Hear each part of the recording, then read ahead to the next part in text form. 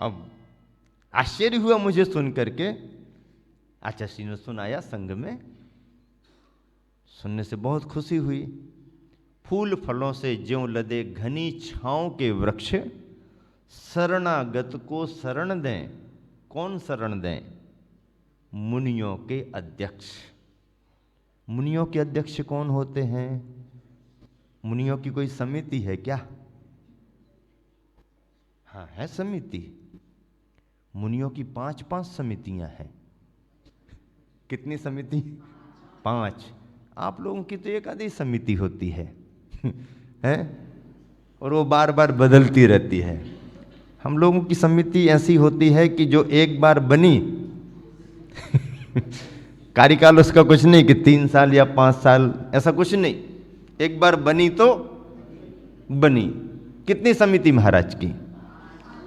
हाँ, आचार्य श्री एक जगह विराजमान हुए, प्रवास था, समाज के पंच लोग आए।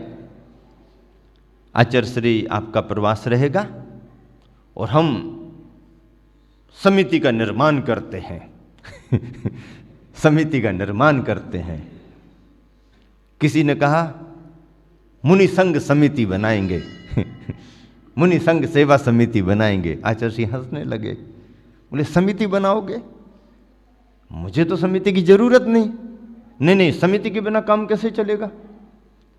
अरे भाई, मेरे को समिति की जरूरत नहीं, मुझे तो अपने गुरुवर से वैसे भी 5 समितियां मिली हैं शास्त्रोक्त समितियां मिली हैं, तो मुझे समिति की तो जरूरत नहीं। अब आपको समिति की जरूरत हो तो आप देख लो।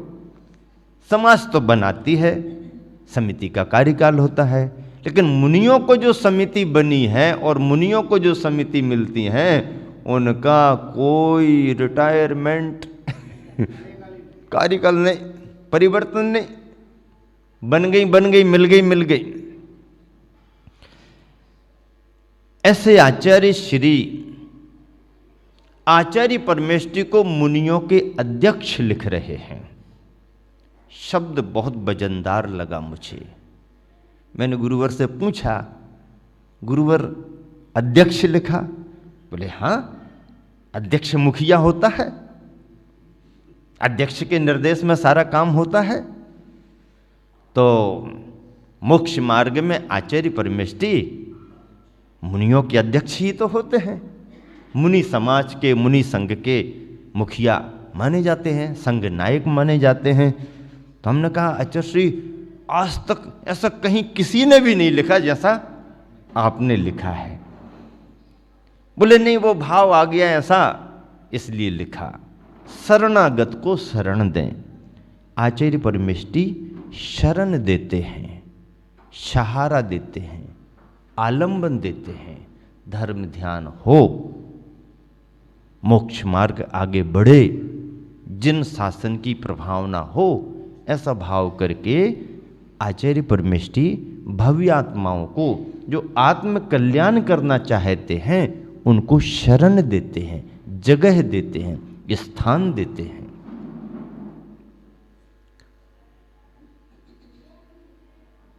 छाया देने वाला व्यक्ति सामान्य नहीं माना जाता। क्या कहा? छाया देने वाला व्यक्ति सामान्य नहीं माना जाता। छाया कौन दे सकता है? कौन दे सकता छाया?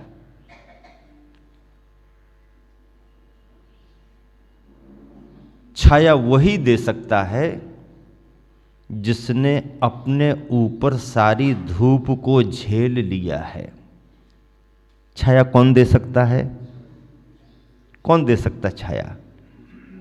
जिसने अपने ऊपर सारी धूप को झेल लिया है। बहुत गजब की बात है, सामान्य बात नहीं है, चिंतन की बात है, गहराई की बात है। छाया कौन दे सकता? जिसने अपने ऊपर सारी धूप को झेल लिया है। सब लोग छाया में बैठना चाहते हैं, धूप कौन झेलेगा? सब लोग छाया में बैठना चाहते हैं, धूप कौन झेलेगा? और यदि कोई धूप झेलने वाला नहीं होगा तो छाया कौन देगा? हम सब छाया चाहते हैं, धूप ना झेलना पड़े, पर कोई ना कोई तो धूप झेलेगा। जो धूप झेलेगा वही छाया को दे सकता है। यश, कीर्ति और पुण्य कर्म की वजह से विशेष जय जयकार हो जाए, वो उनका अपना व्यक्तिगत पुण्य हो सकता है, उनका भव भवांतर का पुण्य हो सकता है कि जीवन में यश नाम कर्म ऐसा प्रभावशाली है कि सब कुछ अच्छा ही अच्छा देखने में आ रहा है। लेकिन मान लीजिए किसी का यश नाम कर्म उतना प्रभावकारी ना हो, रत्नत्रय की मुद्रा है, पद भी वही है, और यदि यश नाम कर्म उतना नहीं है तो दूसरा तो क्या अपना भी अपना साथ नहीं देता दूसरा तो क्या अपना भी अपना साथ नहीं देता है। और फिर देश काल की परिस्थितियां बदलती हैं। आज लोकतंत्र का जमाना है, स्वतंत्रता है, धर्म की प्रभावना करने की आजादी है। इस जिन मुद्रा को धारण करके मुनियों को विहार करने में अभी कोई कठिनाइयां नहीं है। देश के कुछ प्रांतीय भाग ऐसे हैं जहां पर उतना चलन नहीं है या आवागमन कम होता है, तो थोड़ा सा कुछ असुविधा महसूस हो सकती है, लेकिन वो असुविधा भी ऐसी कोई असुविधा प्रतिबंधात्मक असुविधा नहीं है। यदि आप गवर्नमेंट से संरक्षण ले लें और प्रशासन को सूचित करें तो व्यवस्था के साथ आप निकल भी सकते हैं। ऐसी कोई पाबंदियां आज पूरे देश में नहीं है, ये स्वतंत्रता है। या आपके साथ जन समुदाय हो जाए, अच्छे कार्यकर्ता आपके साथ हों, अच्छी उपस्थिति के साथ आप निकलें, तो असुविधा कहीं भी नहीं, देश के किसी कोने में नहीं। अब कभी कभार कोई कम जन हो, साथ चलने वाले कम हों, या आगे पीछे हो जाएं, या कोई विधर्मी लोग उतना ना समझ पाएँ, तो कभी कोई परेशानियाँ आ जाए तो आती भी हैं, ऐसा नहीं है आती नहीं है, आ भी जाती हैं, लेकिन वो कुछ असावधानी बस भी आती हैं, कुछ लापरवाही बस भी आती हैं। पर अपन व्यवस्था से चलें, समाज को साथ लेके चलें, कार्यकर्ताओं को साथ लेके चलें और आवश्यकता अनुसार प्रबंध और प्रशासन को सूचित करके चलें, तो आज भी देश के किसी कोने में कोई प्रतिबंध नहीं है। इसलिए मैं बार बार कहता हूं कि जिन शासन की प्रभावना करने का अभी जो समय चल रहा है, ये भी स्वर्णिम काल चल रहा है। स्वर्णिम काल, शायद हजारों वर्षों में भी ऐसा समय नहीं मिला होगा जिन शासन को जब इतने बड़े रूप में इतनी बड़ी बड़ी धर्म प्रभावनाएं इतने बड़े स्तर पर होती रही हों। हजारों वर्षों के शासनकाल में बहुत विपरीतताएं रहीं। मुगल आए, ब्रिटिश आए, राजे रजवाड़े हुए, सब जगह अनुकूलताएं नहीं बनी। बहुत समय तो ऐसा भी बीत गया जब निर्ग्रंथ मुनि मुद्रा के साथ विहार भी नहीं कर पाए। यदि ऐसी कठिनाइयां ना आई होती तो कपड़ेधारी भट्टारक क्यों तैयार होते? कपड़ेधारी भट्टारकों को क्यों तैयार होना पड़ा? क्यों मठ बनने लगे? क्यों मठों में मुनियों को रहना पड़ा? और फिर धीरे धीरे मार्ग उस तरीके का बन गया। लेकिन पुण्य था, जिन शासन की प्रभावना बढ़नी थी, समय बदला, देश काल की परिस्थितियां बदली, अंग्रेजों का शासन भी गया। उसके बाद में उस समय से जो हम देख रहे हैं और आज देखते जा रहे हैं, आज जिन शासन की प्रभावना का स्वर्णिम काल चल रहा है। स्वर्णिम कह रहा हूं, पूरे देश दुनिया में कितने तरीके से, कितने बड़े रूप में हम वीतरागता की, अहिंसा के मार्ग की अपने तरीके से प्रभावना करें, प्रभावना करने में स्वतंत्र हैं, कहीं कोई बंधन नहीं है। तो ऐसे स्वर्णिम काल में, जबकि सार्वजनिक तौर पर प्रतिकूलताएं कम दिख रही हैं, अनुकूलता का वातावरण है, लेकिन आचार्य परमेष्ठी तो वो होते हैं जो सारी कठिनाइयों की, सारी प्रतिकूलताओं की, सारी परेशानियों की आँच, धूप, गर्मी अपने ऊपर झेल करके अपनी शरण में आने वाले भव्यात्माओं के लिए छाया प्रदान करते हैं।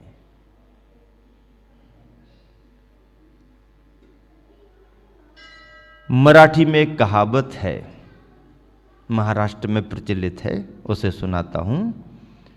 मराठी में लिखा गया, जो चांगला वृक्षाचा आधार घेतो, जो चांगला वृक्षाचा आधार घेतो त्याला चांगली सावली मिळते।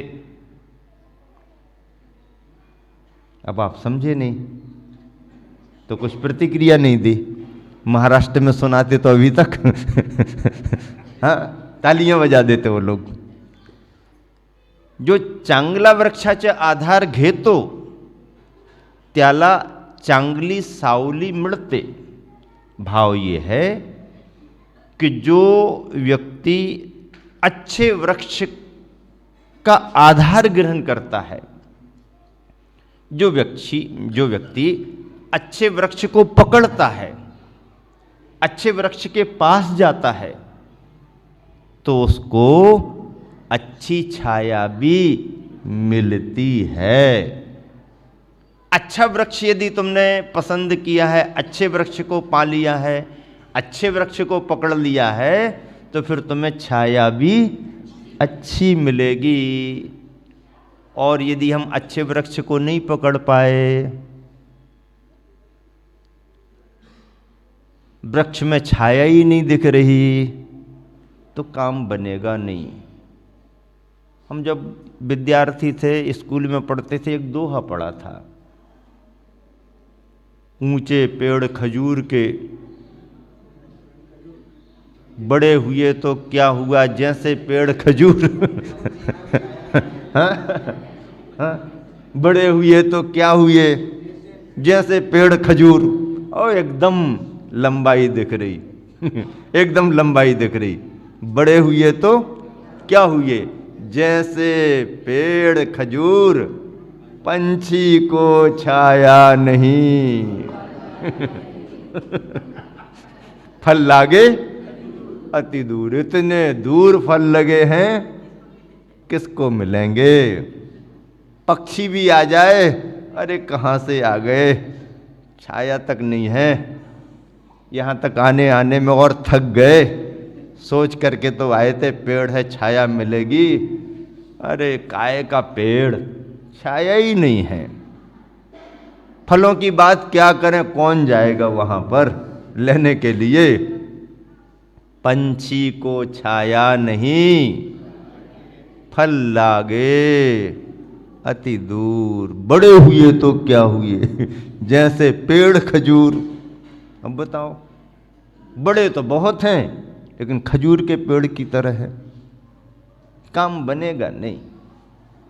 और कांटे और लग जाएं तो फिर मुश्किल हो जाती है। नहीं, ऐसे बड़े से मतलब नहीं। बड़े होने में बड़प्पन होता है, बड़े होने में पद की गरिमा होती है, बड़े होने में उसमें गंभीरता होती है, बड़े होने में उसका संरक्षण होता है, बड़े होने में उसका अपना व्यक्तित्व होता है। तब कहीं जाकर के बड़े बना जाता है। और यदि बड़े का महत्व क्या है ये समझना हो, बड़े बनने में कितना करना पड़ता है, तो घरों में भोजन में जो लोग कभी उड़द की दाल के बड़े बनाते हैं उनसे पूछ लो कैसे बड़े बनते हैं। बड़े की कहानी पढ़ो, बड़े के पास जाकर के पूछो, क्यों बड़े जी स्वादिष्ट तो आप बहुत लगते हो, हैं? बिना दांत वाले दादाजी भी अपने अंदर ले जाते हैं, लेकिन ये बड़े बड़े बड़े कैसे बने हैं, बड़े बड़े बड़े हैं? बड़े बड़े बड़े कैसे बने हैं पूछो तो? बड़े बनने की कहानी बड़ी कठिन है, ऐसे बड़े नहीं बना जाता। बड़े से पूछो कैसे कैसे कष्ट उसको सहना पड़ते हैं। ठंडे ठंडे पानी में दाल को डाल देते हैं, सारा शरीर फूल जाता है, उसके बाद भी जब निकालते हैं ऊपर ऊपर का, वो मना करता है ये क्या कर रहे, ठंडे ठंडे पानी में डाल दिया, शरीर फूल गया, अब और क्या करने जा रहे, नहीं रुको अभी। अरे भैया उससे जुड़ा हुआ भाग तुम निकाल रहे, कितनी तकलीफ होती होगी उसको। फिर रखो, घिसो, अब तो मिक्सी का जमाना आ गया, घिसो, और उसके शरीर को पीस दिया पूरा पूरा। अब और क्या करने लगे, हाँ इसमें जरा मसाले डालो, तेज तिखट, तीखे तीखे, नमक डालो, मिर्ची डालो, ये डालो वो डालो। अरे भैया और खारा खारापन मिला दिया तुमने, मुश्किल हो गई, गड़बड़ कर दिया, कितनी तकलीफ हो रही होगी उसको। फिर ऐसा बना बना करके गरम गरम गरम गरम गरम गरम उबल रहा है, परेशान हो रहा है, उबल रहा परेशान हो रहा। आप देखते रहते, बराबर पूरा होना चाहिए, अभी तेरे को छोड़ते नहीं है अभी छोड़ते नहीं तेरे को। फिर ऐसा कर दिया, फिर ऐसा कर दिया, फिर ऐसा कर दिया, जब लगा कि बराबर अब ठीक हो गया ये, तब उसको निकाल लेते हैं, रख देते हैं। इसके बाद भी शांति नहीं, उसमें एक छेद और कर देते हैं फिर भी शांति नहीं, अब और खारे खारे पानी में उसको। अरे भैया इतना सब किया गया उसके साथ, तब कहीं जाकर के वो बाजार में आया तो उसको कहने लगे बड़े, फिर उसके ऊपर से और डालो, और फिर उसको दांतों के अंदर रख करके, बताओ भाई बड़ा कैसे बनता, बड़ा कैसे बनता।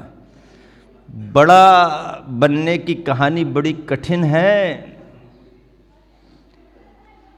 गुरुवर के व्यक्तित्व में जो बड़प्पन आया है, आता है, आचार्य परमेष्ठी के व्यक्तित्व में जो आता है, सामान्य बात नहीं है। वार्ता आने वाले दिनों में आपके बीच की जाएगी, आप समय का ध्यान रख करके उपस्थित हों। इस समय 1 घंटे का समय आपका पूरा हो गया है। इसी शुभ भावना से विराम देता हूँ। महावीर भगवान की